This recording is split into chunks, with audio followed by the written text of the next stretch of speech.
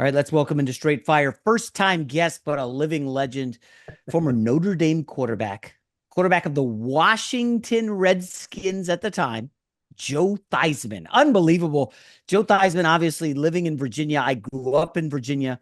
Joe, how's the weather there? How's the summer treating in VA? Today it's good. Oh, It's okay. like Not humid as it's hell, huh? it's like every place else in the country. Just wait a day, and then you can ask me the same question, and it could be a Yeah. different answer. No, it's a beautiful day today. It's sunny. It's bright. Temperatures probably mid to high 70s.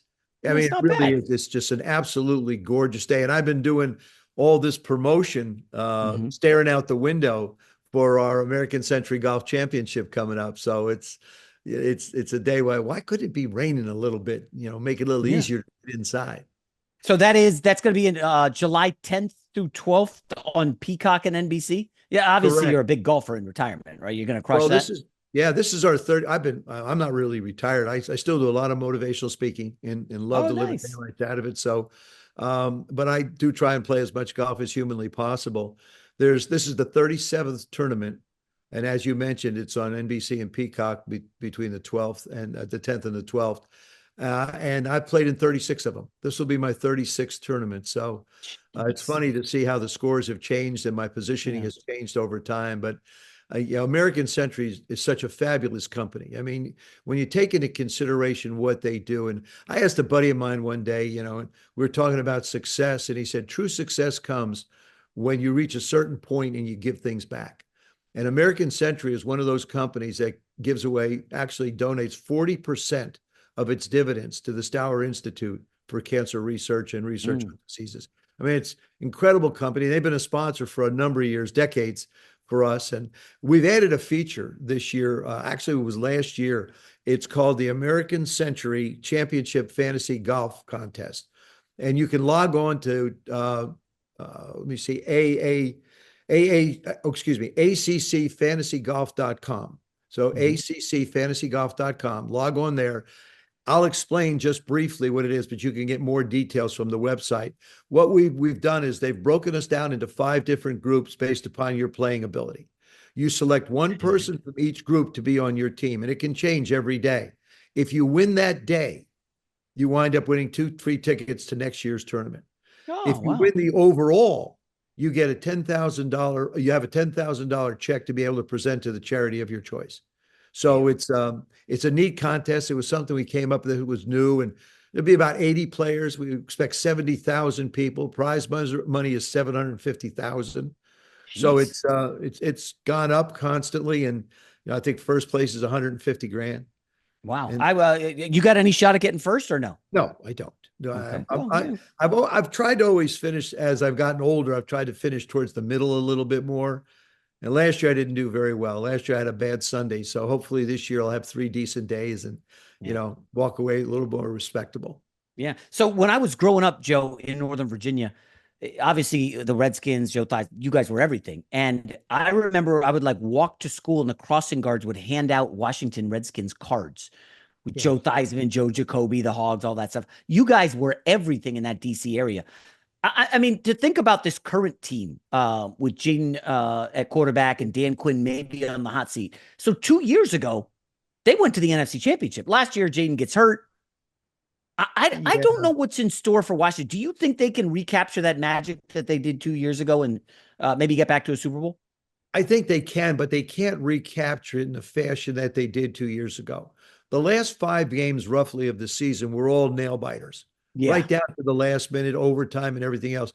You can't be that kind of a football team. It was the exact Chicago Bears this past year. Uh-huh. Last 4 or 5 games, late wins and stuff like that. I think Jayden's coming back healthy. I think he's a terrific young quarterback. So we're very stable in that area. We've added a heck of a linebacker in Styles. Our wide receivers are solid. Our offensive Yeah. line. When people don't talk about your offensive line, that's a good thing. That's a good thing. Yeah, yeah, yeah. People aren't saying, well, this guy's giving up sacks, that guy's giving up sacks. No, I think the division we're in is probably one of the best divisions in football. Giants got better. Really? Eagles have been pretty darn good. Wow. Cowboys will probably be better. And of course, I believe we will as well. Mm. So I'm really excited. But you're right. Back in the 80s, it was, when you go to you go to two championships and you're winning divisions and you're winning football games, everybody's excited. 2 years ago, you could feel the energy again coming back into the Mhm. city. I think it's going to be here again. Yeah, some of that had to do with getting rid of the owner, but we won't go there. You mentioned the wide receiver room. I don't know. I would say that's the biggest question mark of the offense. I like Scary Terry, but it's a single point of failure. He goes down for any number of games. I mean, listen, everybody likes Luke McCaffrey, Antonio Williams, Traylon Burks, but that's a lot of unproven talent It for a is. young quarterback. Don't you think they need someone out there? Yeah, I think they're probably going to try and get a veteran of some sorts. But Okay. after we've got training camp coming up, and that's another thing too. It's very interesting. Back when I started in this league, we had 6 preseason games. I was in training What? camp for almost 8 weeks. Oh yeah, we had and then 14 regular season games. Mm. Then they went to 4 preseason games. Now we're down to 3. I don't know how coaches can evaluate players in shorts and pads and hats. I mean, you don't really see how a guy hits. You don't see how he reacts to being hit. Hmm. I think the job is a little tougher for coaches to be able to fill their rosters out because it's really a question of what am I looking at versus what do I sense and feel that a guy's capable of doing. You sort of hope a little bit in that regard with the way the rules have changed and the safety of the players. And I understand protecting players. I think it's smart, but I don't know how coaches can evaluate 3 players. Your starters don't play. They They don't play. don't. So I look at the first 2, 3 regular season games of the season as modified preseason games. What's the conditioning like? You Mhm. see guys put the ball on the ground. You see guys fumble the ball because they're not used to getting hit. You see penalties, guys grabbing one another. And so as they settle in, I think it gets a little easier. But right now in the beginning, everybody's sort of wondering, what do I have? I mean, you think back to last year. I remember betting on the Niners in the opener against Seattle. And, Darnold drives down the field at the end. Seattle looked terrible all game. And then Darnold vomits the football up inside his own 15-yard line with the game on the line. And nobody walked away from that thinking, hey, that Seattle team's dangerous. They're gonna go win the Super Bowl. Well, So that's an interesting point. The early season maybe doesn't mean as much as it used to. it does. It's not a great indicator at all. But I think Mhm. if you look at the last 2 championships in particular, defense has been a big part of it for Seattle Yeah. and for Philadelphia the year before. In 59 and 60, the Super Bowls, the defense has really stepped up. Offenses did a good job of supporting their defenses, but the defenses were the big difference in a football game. And I'll take you back to Super Bowl 17, the one that we Mhm. won against Miami. David Woodley was 0 for 17 in the second half. What? Miami's quarterback. Really? Yeah. And then Oh the for night seven? I didn't know 0 for that. I think that was 17. before my time, but Well, I'm holy sure it cow. was. But the let me see, Super Bowl 8, that Super Bowl 18 we played in, that football team, and we only lost 2 games by 2 points that year. Our giveaway takeaway ratio was plus 43. Oof. When you think about taking the ball away from an opponent 43 more times than giving it up. And nobody's even Mhm. come close, nor I can predict this, nor will they ever come close to being able to have that kind of a ratio. Wait. The 14-2 team, is that the Super Bowl against the Marcus Allen Super Bowl? Yep, that was getting one against the Oh, Raiders. Yeah. We'd only lost two okay. games that year. One of them was 38, Wow. let me see, 38-37 to the Green Bay Packers. And then one was, I think, Or 48-47. Yes. Wow. What 48-47. a memory. Oh my gosh. Oh, Yeah. yeah. And then we had one, I think, in the high 30s against the Cowboys. But Hey, yeah, you guys were utterly dominant. Holy hell. we really were. I mean, it was, I've never sat in a meeting room when Coach Gibbs put in the plays. I never ever doubted that we would win. The only thing I was curious about was how many points I thought we might score. Mm. That's the kind of a football team we had. That's the way those guys were built. Our defense was something special, like I said. Um, defense will carry football teams a long way. You have to have a supporting cast, obviously. And in this day and age, you need a quarterback. Bad. You really need a That team, yeah, you guys had Charlie Brown and Art Monk, but if the very faint memories I have of that was John Riggins just being an absolute horse. Yeah. Um, John didn't, oddly enough, it's interesting about that year. John had 24 touchdown passes, touchdowns rushing. yeah. He didn't make the Pro Bowl because at that time you voted for halfbacks and fullbacks. Oh, jeez. We only ran a one back offense. And so John was under the moniker of an R back, remaining back. Mm. And he didn't get the votes. A little goofy. But I want to ask about that because, the leagues is cyclical through many phases, and running backs like 4 years ago were done. Oh, you can't pay a running back. They're useless. It's not a running back league. Running backs don't matter. And then Saquon Barkley goes to the Eagles, rushes for 2,000 yards, and they win the Super Bowl. I'm just curious. You guys had an engine back there in Riggins. Where are you on running backs in the current era? I think you have to have them. Look at Derrick Henry. Baltimore is going to be a very interesting team this year. New coach. Derrick's not getting any younger. Lamar's not getting any younger. And Lamar's a big part of that offense when it comes to running the football. I think you have to have a running back, and you have to be able to utilize his abilities. We're seeing more and more quarterbacks operating under center, which means that the play action game is now a bigger part of the offense. And if you're going to run play action and you don't run the ball, it doesn't do you any good. So and it can't be just one guy. I don't think you can hang your hat on one back. Those days are gone. You need a different type of back. You need somebody who can get out of the backfield. If you've got one like Saquon who can do it all, good for you. But I really think that there is an importance to that position that is now finally coming to forefront again. Yeah. And you watch Washington go out and get Rachaad White from Tampa. So they've got Krosky, Merritt, and White. You're right. The dual back is the way to go. Let me ask about a couple other teams in the division. Obviously, Washington and the Giants had an unbelievable rivalry back in the 80s. I remember watching all those games. Cowboys as well. Yeah. I just wonder, where are you on this Harbaugh move? I know everybody's excited. Oh, the Giants got John Harbaugh. He won a Super Bowl. I mean, Joe, if we're gonna pick nits here, he got fired. He blew more double-digit leads than any other coach in the league, I believe, in the last 3 or 4 years. He had a 2-time MVP and could never break through in the AFC. Where are you on Harbaugh? Like, if you're ranking the coaches in the division, is he one? I think he's a heck of a football coach. But, everybody says it's just like quarterbacks have won Super Bowls. Tom's won 7. Troy's won, 3. Yeah. I won 1. No, it's the team. Yeah. That was a football team that John wasn't on the field. John wasn't trying to make tackles. John wasn't trying to run the football. I think they were basically really a sort of a one-trick pony, and then people started to wise up. I think it's a heck of a move. And by the way, John, I think Steve Bisciotti, he wanted, I think, John to stay. John made the choice to leave. People say he got fired. I don't believe that. Really? I believe that it was like everything else in coaching. I believe it might have been time for him to move on and accept a different challenge. We saw with Mike Tomlin. We got 10 new coaches this year. 10. Now, not everybody, some people decided to go someplace else, John being one of them. And I think he chose a team. There's no way a coach is going to leave a football team unless you can go and have a quarterback. Just not going to happen. Yeah. And he's got a pretty darn good young one in Jackson Dart. Needs to be reined in a little bit before he kills himself. But he's got a pretty good one there. And so, to me, I think it's a solid division. Like, I think it's the best division in football, and it will be probably the most competitive. Interesting. So over, say, the Lions, Vikings, Bears, and Packers? Yeah. Yeah. Or, yeah. Chiefs, Chargers, Broncos, Raiders? Raiders. Yeah, I think so. I think this division is pretty even. It would be an interesting thing to see them go 1-1 each in the division. They all got, I think we got better defensively in Washington, and Jayden's coming back. Philadelphia's been really good. They sort of had somewhat of an off year last year with all the distractions, and AJ's now someplace else. Yeah.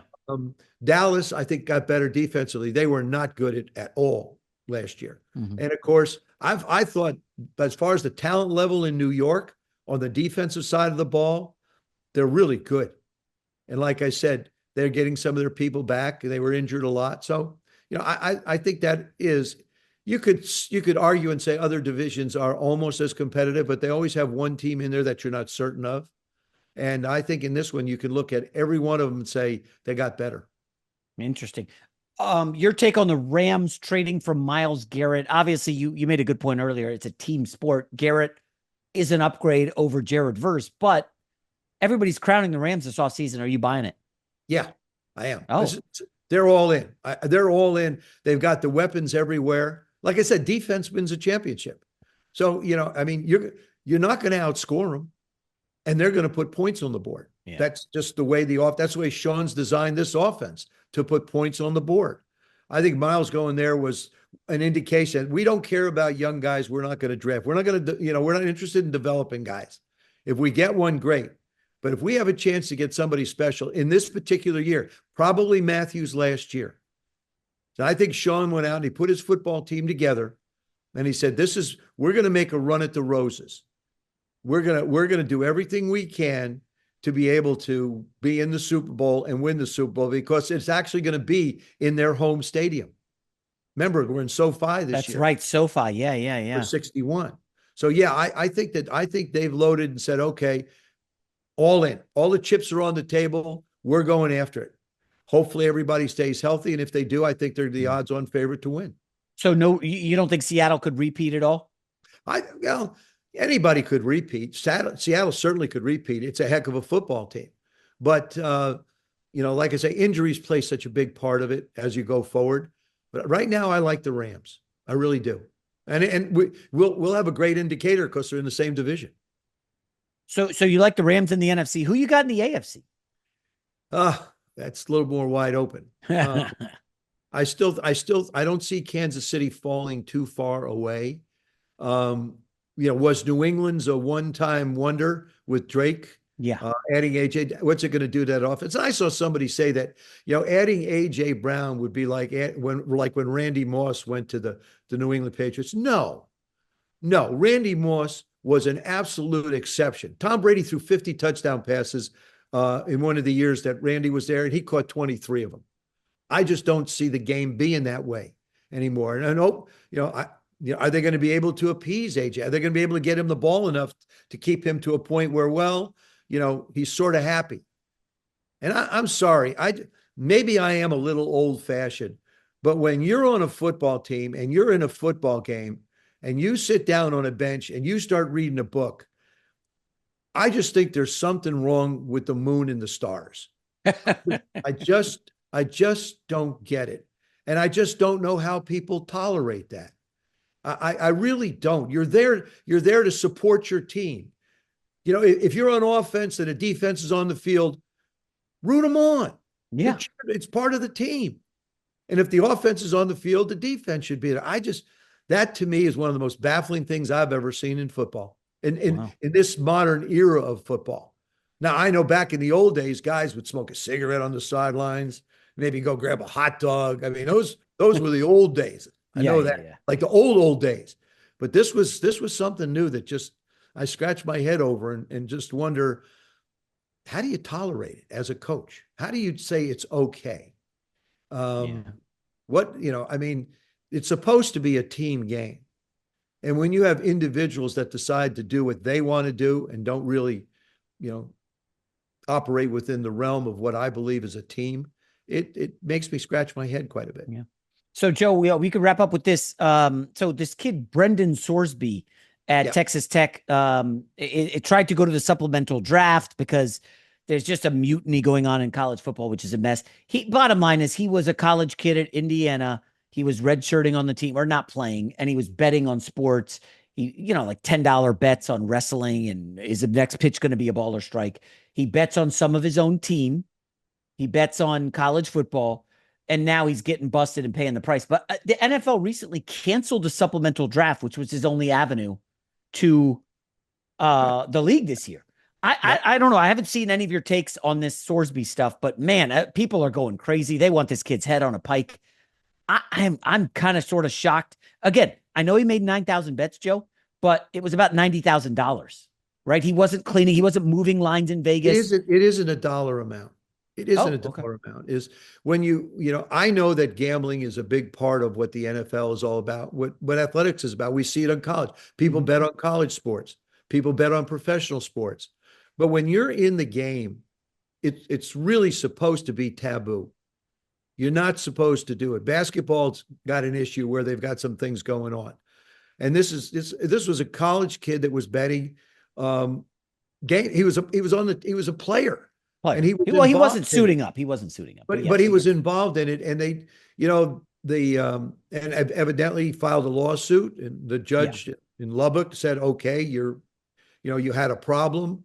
And I just think the NFL basically said, we don't want to deal with this situation right now. We don't want to we don't want this sort of drag through the mud. And that's why I think they canceled the supplemental. Do you agree They with it? the canceling of the supplemental. Hey, yeah, the league's bigger than I am. It's not Yeah. a question of whether I agree or disagree. It's something I think that they saw that didn't benefit the National Football League and decided they wanted to go in that direction. What this young man's future is going to be, I think, is yet to be determined. Yeah. So it sounds like his option right now is go to the CFL or something. I mean, if you were advising Sorsby, they called you up and said, Joe, wait, what do you think we should? We got screwed by the NFL here, maybe. Obviously, we dug our own grave as 19-year-old. We make mistakes. I don't know. What do you think? Should we go to the CFL? Do we sit out of football? Joe, the last quarterback, I did some homework on this. The last quarterback to miss an entire season, not by injury, and try to go play was Trey Lance. We saw how that worked out for him. Absolute disaster. Yeah. I think this is a bummer for Sorsby, but what would you advise him to do? I would not. I would not advise him. You would not even take the call? Nope. There's nothing I could add or offer. I just think that I don't know the young man. Yeah. I've only read, like everybody else, read what took place, and I would say that I wish him luck wherever it goes, whatever he does. But no, I wouldn't be able to offer advice. Wow. Okay. All right. Joe Theismann, legendary Washington quarterback, also very good golfer, farm owner, good all around good guy. Joe, thanks so much for taking the Hey, time today. Good luck at keep the it on. Everybody remember this: the American Century Championship yes. is on. It's the 10th through the 12th of July, NBC and Peacock, and log on to accfantasygolf.com. Pick yourself a team and good luck. Yes. Thanks a lot, Joe. Take care. Bye bye.